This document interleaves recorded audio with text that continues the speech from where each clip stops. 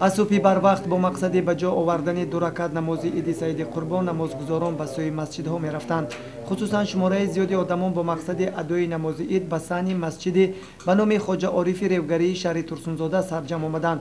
در آغاز معاون رئیس شهر ترسونزاده اکرمزاده پرویز به سخن برآمده درباره فضیلت‌های عید قربان سخنرانی نمود و حاضرین را به این مناسبت تبریک و تهنیت گفت. امروز تمام مردم مسلمان عید سعید قربان رو جشن میگیرد و مردم سحرگاهان به مسجدها رفته نماز عید رو ادا میکنند و برای تمام مردم مسلمان یک روزی فراموش نشدنی و یک روزی مقدس است.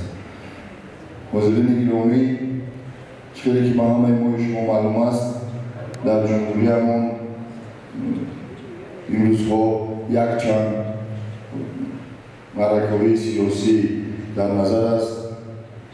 چند روز پس 26 سالگی استقلال دولتی جمهوری تاجیکستان را ما در یک جایگاه جشن میگیریم و چیزی که به همه ما شما معلوم است، چند روز قبل از جانب اساسگزار صلح و وحدت ملی پیشوای ملت پرزیدنت جمهوری تاجیکستان محترم امامعلی رحمان تغییرات درباره قانون تنظیم عنعنه و جشن مراسم‌های ملی و یک قطار قانون‌هایی که تغییرات درآورده شدند به امضا رسید و این باشد یک موفقیت مردم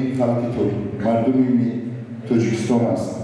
و همین خاطر ما باید در یک جایگی در زیر سیاست خردمندانه امروز رهبریت حکومت دولت یک جای شده باید فرهنگ ملی تاجیکی رو فرهنگ ملی خودمون رو باید بلند برداریم.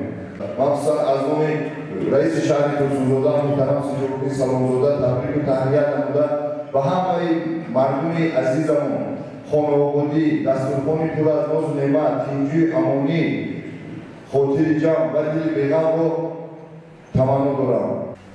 سمع الله لمن حمده. الله اکبر.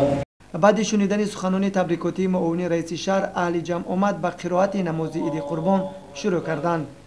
الله اکبر الله اکبر لا اله الا الله والله اکبر الله اکبر ولله الحمد اللهم تقبل منا هذه الصلاه. و بعداً برادران عزیز، ما شما امروز قربانی میکنیم و آن گوشت قربانی ها را پیغمبر علیه السلام میگوید که و آن عائله های کم بضاعت و آن یتیمان فقیران تقسیم کنید میگوید. اگر که برادران عزیز ما شما اگر هم خیلی کارها را انجام بدهیم خیلی خوب می شود، برای چی که پیغمبر علیه السلام میگوید کدام انسانی که اگر یتیم را خوبی میکند گوییم که یتیم ها را گوییم که سرش را میلیسد، الله سبحانه و تعالی بسیار ثواب‌های بزرگ را فرموده است. برای همین برادران عزیز همه شما را این عید قربان مبارک باشد. سلامت باشید برادران عزیز. واقعا عید سعید قربان را چون همه ساله تمام مسلمانان دنیا استقبال میگیرند و عیادت پیران و برجاماندگان رفته به اشخاص نیازمند کمک میرسانند. چون این خصلت‌های پسندیده انسانی را امروز مردم شریف شهر ترسونزاده نیز به جا میآورند. صابر جان سعیدوف، سیفالدین ابراهیموف برای برنامه اطلاعاتی خبر.